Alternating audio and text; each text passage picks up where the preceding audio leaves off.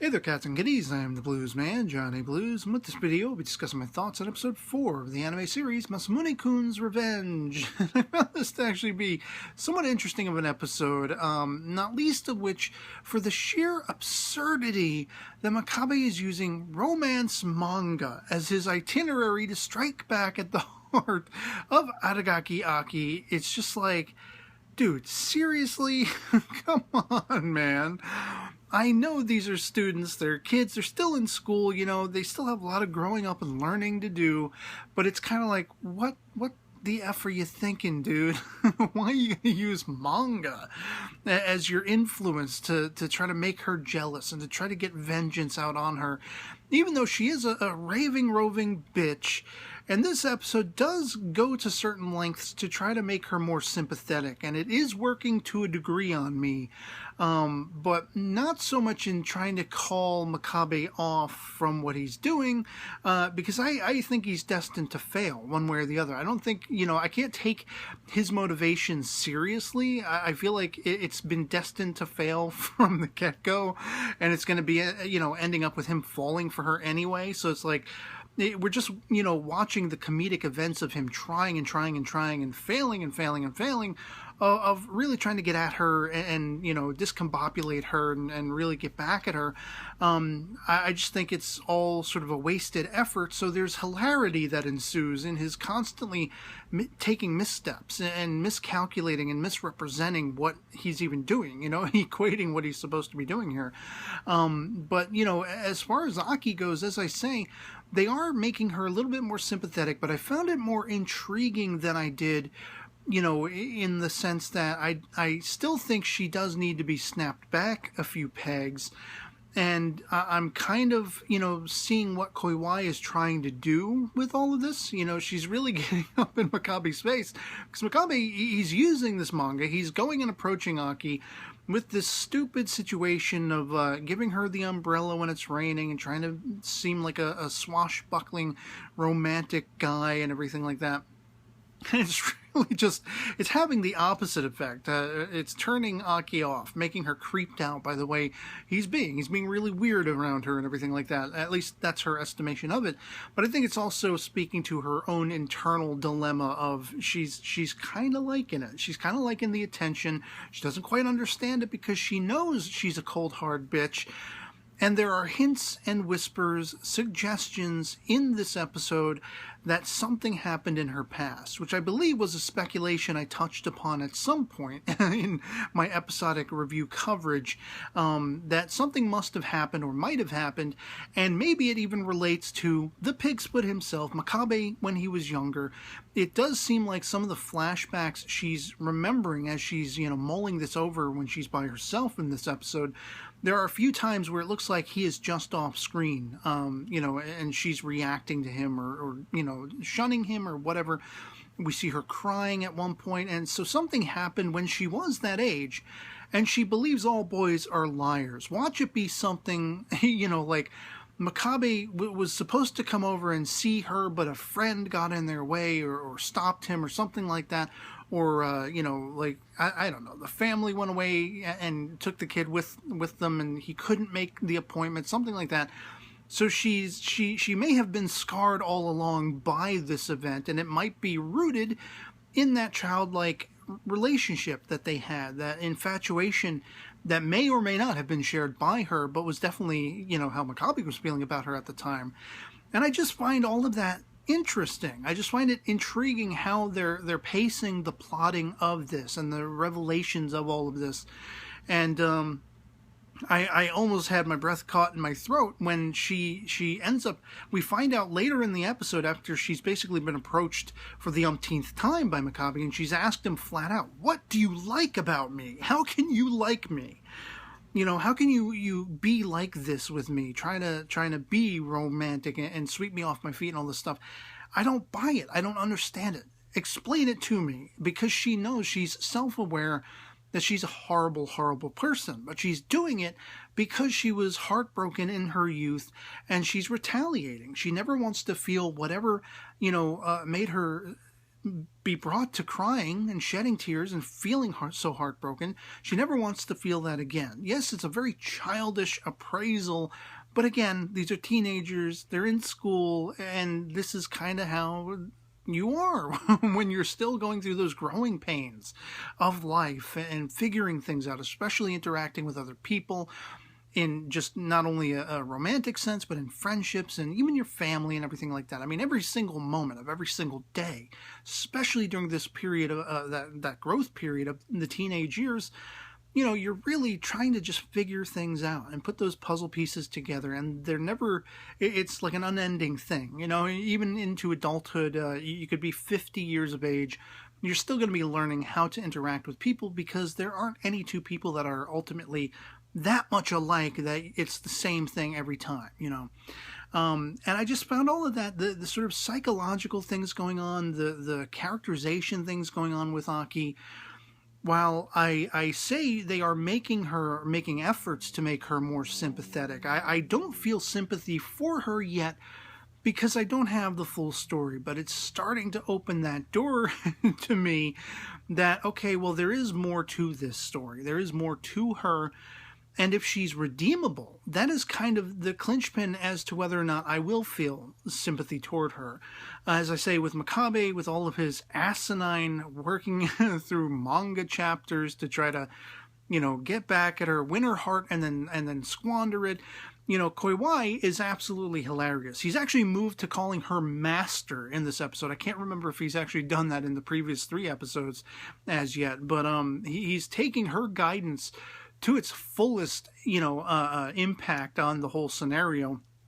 And there is a point where he actually does kind of turn the page, and he realizes, you know, I still should be doing this. This is my effort. This is something that I came up with. I should still be, you know, focusing on doing something. I shouldn't let it all, you know, sort of hang on the word of Koiwai and everything like that. Were it not for that, subsequently, unless the entire event was staged elaborately by Koiwai and people involved, which I suspect could be the case the way the episode ends, you know, Makabe is there to save Aki's life. She's very much in turmoil, in this mental, you know, confrontation within herself of how do I feel? Why do I feel that way? Am I jealous? Am I feeling for him? I'm confused by that, and all these kinds of things.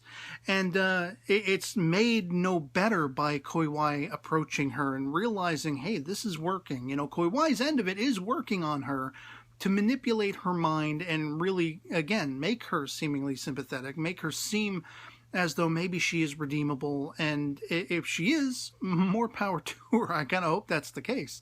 I would love this story to be a situation where the characters really develop and learn better from their mistakes and their past regrets and hardships and all these things, as we all have to do in the stumbling blocks of life. I don't know. You never know quite what you're going to get with an anime that's playing up the ridiculousness of, let's look at manga to see how we're going to interact with a girl that we're going to pretend we like, but then we're going to try to stab through the heart because she's a bitch, you know? It's like, it's absurd. But, you know, Makabe saves her life in the end, and then you have this, you know, sort of dirty blonde-haired chick coming out of the car. Obviously, she wasn't driving the car, because you see like a driver standing down the road after it nearly hits Aki, and Makabe gets in there at the last second and saves her, seemingly.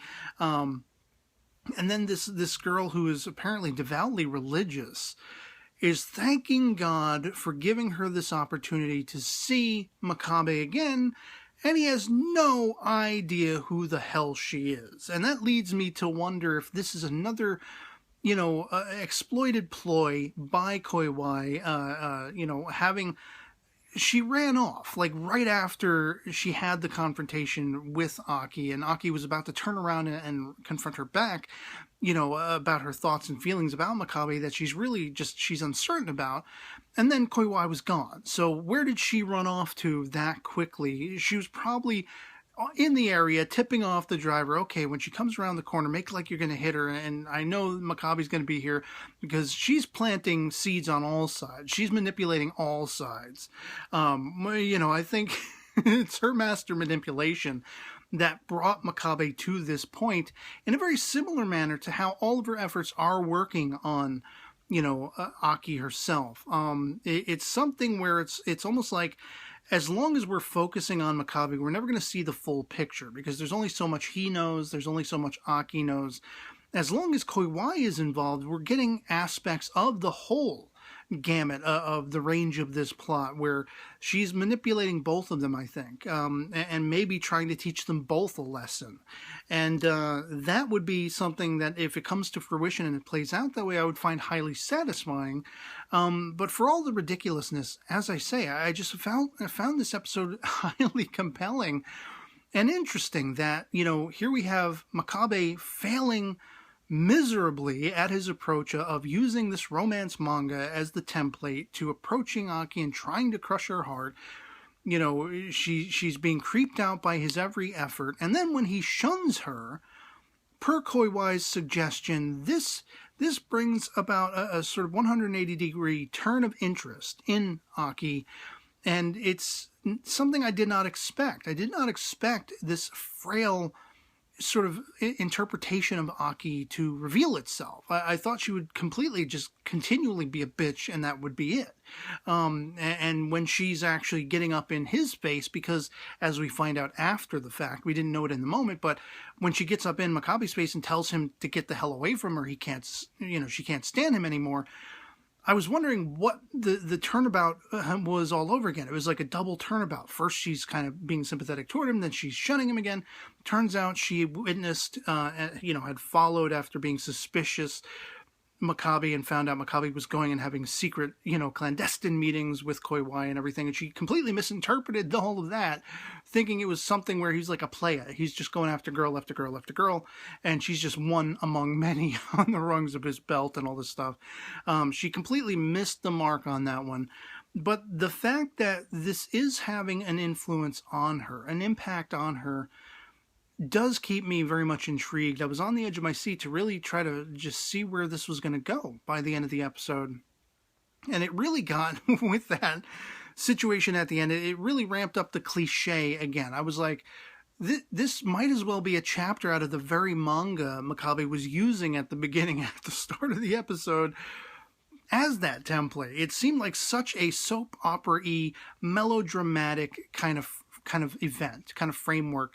And so it's going to be interesting to see what the payoff is, who this new chick is, how she knows Makabe, if she knows Makabe. She could just be somebody Koiwai hired to play that role and become like a part of a love triangle thing to further manipulate both Makabe and Aki, which I really believe is what Koiwai is doing. I think Makabe thinks he has fallen under her good graces and they're working as compatriots together for a mutual effort. But I think Koiwai is playing the field. She's playing both of them. And it's just going to be interesting to see if they actually do somehow align or not. I don't know. I just find this all highly compelling. It's kind of, again, that soap opera melodrama thing where it's like, it's so many aspects of it, are you could say predictable, but at the same time, it's just when you're invested in it, the twists and turns, and when you're not quite sure what the pacing is going to be, when those twists and turns are coming, even if you perceive that they will, it just makes it interesting to me. And Aki is a character that I could have seen them keeping her as a very rigid, very cold-hearted, very mean and malicious person, and with that shell, that outer shell softening more and more, little by little, it's just keeping me invested. It's keeping me intrigued. So I guess we shall see what happens next in the next oncoming episode. And otherwise, I'd love to hear from you guys in the comments below what you thought of this particular episode, episode 4 of Masamune-kun's Revenge. If you've seen it as well, if you find it as compelling as I do, or am I crazy? It's just something that speaks to my own taste, or are you sharing in that? Love or to hate it, anything goes in the comments below. Just love having that conversation. So yeah, that'll be pretty much it for me on this. Hope this video finds you well, and I'll catch you all later. Peace.